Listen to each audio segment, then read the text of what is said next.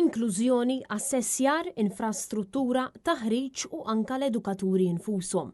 Dawn huma l-punti prinċipali elenkati mill-President tal-Union tal-Allima Marco Bonnici f'artiklu illi kiteb fuq The Malta Independent fejn spjega li l-Ministru Byron Camilleri se jkun qed jaffaċċja diffikultajiet li diġà huma preżenti u oħrajn ġodda fis-settur tal-edukazzjoni. Bonnici fakkar illi l-mudell tal-assessjar kontinwu qed joħloq stress fost l-istudenti għaliex hemm time frames aktar frekwenti illi wieħed irid iħares. B'hekk minflok dan qed joffri lok għal kreattività tal-edukatur qed jirriżulta f'sillabi aktar stretti fejn anke elenka illi l-intelligenza artifiċjali se tkun qed tbiddel il-mod kif l-istudenti se jiġu assessjati.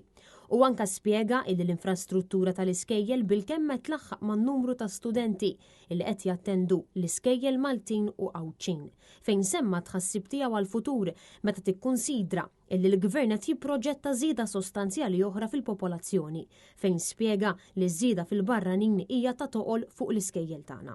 Fil-fatt huwa stqar illi n-numru ta' skejjel u klassijiet mhux biżejjed fejn anka spjega illi diversi skejjel qed joperaw minn tluħ ix-xemx sa nżula.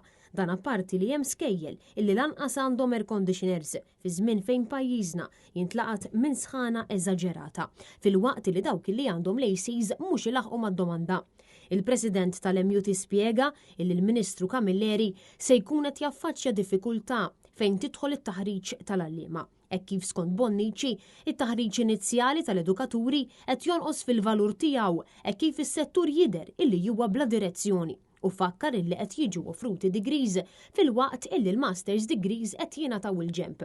Tantu hekk illi emendi li kellhom isiru sabiex jiġu rikonoxxuti l-kindergarten educators u l-LSCs baqgħu fuq l-iskaffa. Marco Bonnici insista li hemm lista twila ħafna ta' diffikultajiet li se jkun qed jaffaċċja s-settur edukattiv u l-Ministru Byron Camilleri u li qed jistenna li dawn il-bidliet isiru f'konsultazzjoni sħiħa mal-Union tal-Għalliema.